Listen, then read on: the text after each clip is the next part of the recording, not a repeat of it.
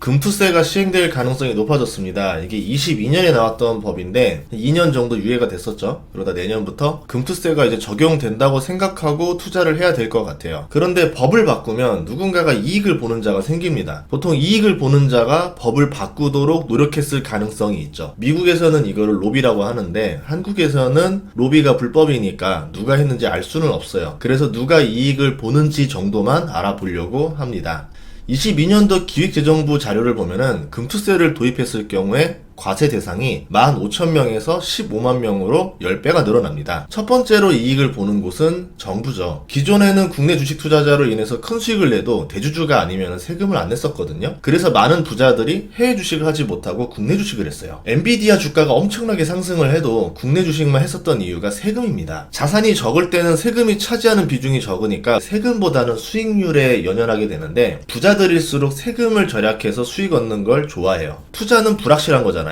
그런데 세금은 확실합니다. 세금만 절약해도 수익이 나오는 거죠. 퇴직연금, IRP 같은 경우에도 세액공제로 소득에 따라서 16.5%까지 공제받습니다. 그러면 수익이 나지 않았다 하더라도 세액으로 공제받은 것 때문에 16.5%의 수익이 났다. 이렇게 볼 수도 있겠죠. 그러면 퇴직연금은 16.5%를 세액공제 받을 수 있도록 누가 입법에 적극적으로 이야기를 했었을까요? 누군가가 이익을 보는 구조가 있겠죠. 절세가 되니까 사람들은 퇴직연금이라던가 ISA라던가 이런 걸 하게 됩니다. 그래서 개인들의 연금이 튼튼해지는 것도 좋았지만 누군가가 이익을 보는 자도 그 과정에서 나오게 되죠. 물론 국민도 이익을 보고 기업도 이익을 보고 국가도 이익을 본다면은 이거는 정말 좋은 법이 되는 거고, 국민들은 이익을 못 보는데 기업들만 돈을 번다? 이거는 좋은 법이 아니겠죠. 그런데 내년부터 금투세가 적용되면 5천만 원까지만 비과세가 됩니다. 부자들이 이제 국내 주식에 얽매일 필요가 없어지는 거죠.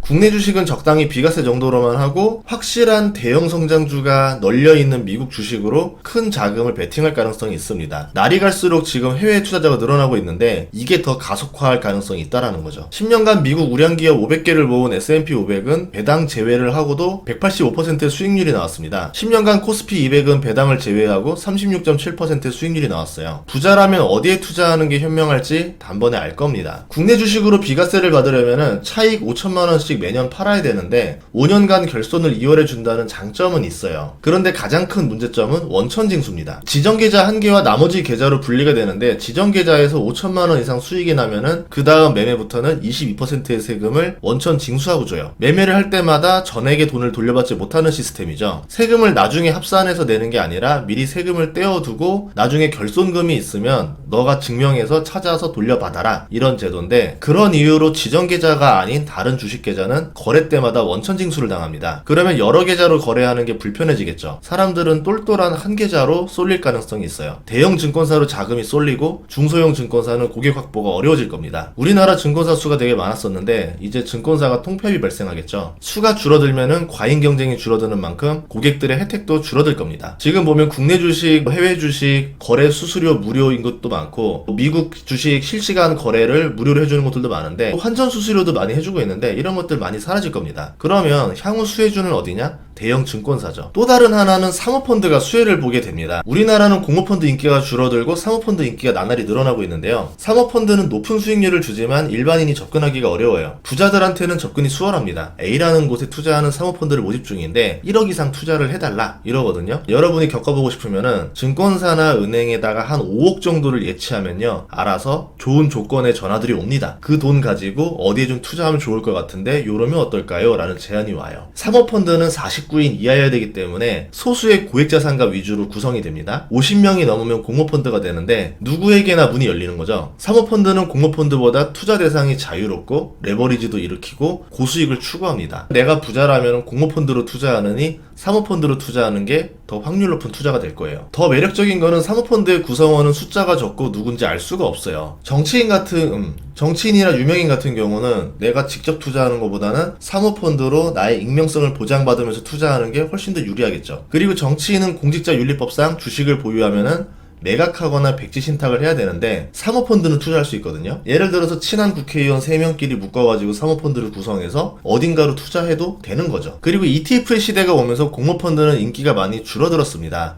ETF와 사모펀드가 주력 상품이 되었다고 볼 수 있는데요. 과거에는 국내 주식이 주력이었던 ETF가 이제는 해외 주식, 채권, 부동산으로 다양해지고 있습니다. 사모펀드의 경우 과거에는 배당 수익으로 보기 때문에 투자 규모가 있는 부자들 같은 경우는 사업소득, 근로소득과 합쳐서 고액의 세율을 내야 돼요. 최고 세율은 45%인데 지방세까지 합치면 49.5%가 나옵니다. 여기에다가 성과 보수 같은 경우로 10%그 이상의 돈을 줄 수도 있겠죠. 그렇게 되면은 실질적으로 사모펀드에 투자해서 가져가는 돈이 많진 않아요. 그런데 금투세가 적용되면은 22% 단일 세율로 분리과세 적용을 받습니다. 사모펀드도 성과 보수를 더 많이 달라고 말할 수도 있고 투자자도 더 많은 돈을 실질적으로 가져갈 수 있으니까 사모펀드가 더 유리해지는 거죠. 고액자산가들의 사랑을 많이 받게 될 겁니다. 제가 볼 때는 향후 사모펀드 시대가 활짝 열릴 거라고 보고 있어요. 이제 많은 기업들의 오너가 개인이 아니라 사모펀드가 될 겁니다. 미국의 사례에서도 볼 수 있듯이 사모펀드는 자본 조달이 유리합니다. 투자 계획과 과거 성공 이력을 기반으로 자금을 조달할 수 있어요. 반면에 재벌은 자신의 자금과 계열사를 합쳐서 투자를 해야 되는데 투자에 한계가 있죠. 그리고 실패했을 경우에 그룹 전체가 휘청일 수가 있습니다. 또한 인수하는 기업이 도덕적일 필요가 없어요. 그룹사가 카지노를 인수하면 욕을 먹겠죠. 담배회사라던가 한국전력, 수도회사를 인수하면은 국민 눈치 때문에 수익을 제대로 낼 수가 없습니다. 그런데 사모펀드는 조건만 좋으면 투자가 가능하고 국민의 손가락질을 피할 수가 있어요. 기업을 저렴하게 인수해서 직원을 해고하고 비용 절감하고 연구를 축소하고 비용을 대폭 상승시켜도 상관없습니다. 이익을 증가한 다음에 몇 년 뒤에 몇 배로 비싸게 팔고 나와도 돼요. 실패할 경우에는 배당금을 늘려서 회사의 자본을 최대한 빼낸 다음에 몸값을 낮춰서 팔아버려도 되겠죠. 국가와 계약을 해서 손실이 나면은 국가 세금으로 보존해달라는 조건을 집어넣는다던가 이렇게 사업을 하고 욕을 먹어도 펀드가 욕을 먹는 거지 투자자가 욕을 먹는 건 아니잖아요. 투자자 입장에서는 나는 욕을 먹지 않고 고수익을 챙길 수 있는 좋은 전략이 되는 거겠죠. 그래서 향후에 금투사가 되고 나면은 사모펀드의 힘이 더 세질 거라 보고 있고요. 사모펀드가 인수하는 기업을 따라 사는 전략이 유행할지도 모르겠다라는 생각이 들었습니다.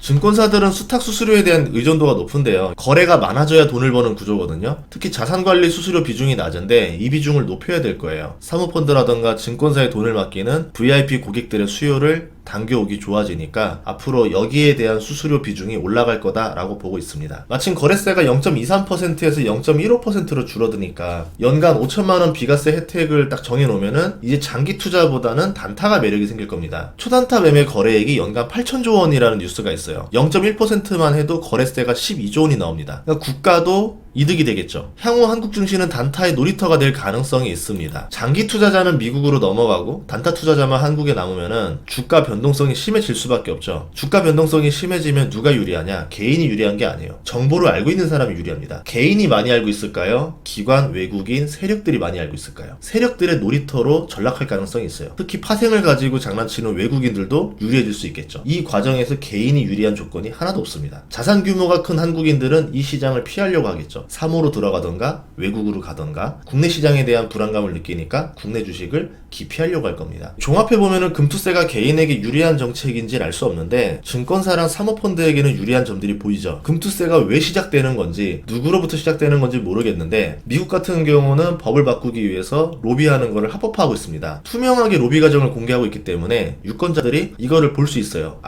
누구누구가 로비를 해서 어떤 의원이 법을 바꿨고 이런 영향으로 우리가 피해를 보고 있구나. 저 의원을 뽑으면 안 되겠구나 라고 판단할 수 있게 투명하게 해놨죠. 그래서 의원들도 로비를 한다 하더라도 실질적으로 이게 유권자들한테 이득이 가는 건가 아닌 건가, 내가 표를 잃을 수 있는 행위인가 아닌가를 다 계산해보고 공정하게 활동합니다. 한국 같은 경우는 누가 로비를 하는지도 모르고 어떤 의원이 그 로비를 받아서 입법 활동을 하는지도 알 수도 없고 그 결과가 국민에게 이득인지 아닌지도 아직까지도 뉴스를 보면은 좋은 거다 나쁜 거다 왔다 갔다 하잖아요. 이 법의 맹점 중에 하나는 개인 투자자는 22에서 27.5%의 세금을 내야 돼요. 기관 투자자는 금투세 적용 대상에서 제외가 됩니다. 앞으로 주식 투자를 하려면은 법인을 세워서 기관 투자자로 투자하는 수밖에 없어요. 부자들은 주식 투자를 위한 법인을 많이 세울 것 같은데 그러면 비용 처리 면에서 매우 유리해지죠. 금투세상 결손이 5년밖에 안 되는데 법인은 결손이 15년입니다. 법인 같은 경우는 비용 처리가 가능하죠. 그렇게 하고도 남은 이익에 대해서 2억 이하면 11%, 그 이상이면 22% 세율을 내요. 금투세보다 훨씬 유리한 조건인데 부자들이 과연 개인으로 투자할 거냐? 저는 아니라고 보거든요. 그럼 다시 넘어가서 기관도 손해를 안 보고 외국인도 손해를 안 보고 부자들도 손해를 안 봅니다. 국가도 손해를 안 볼 거고. 그러면 누가 손해를 보는 것인가? 이거에 대해서 한 번은 생각해보면 좋을 것 같아요. 다음 시간에도 좋은 정보로 찾아뵙겠습니다. 구독과 좋아요, 알림 설정 부탁드릴게요. 고맙습니다.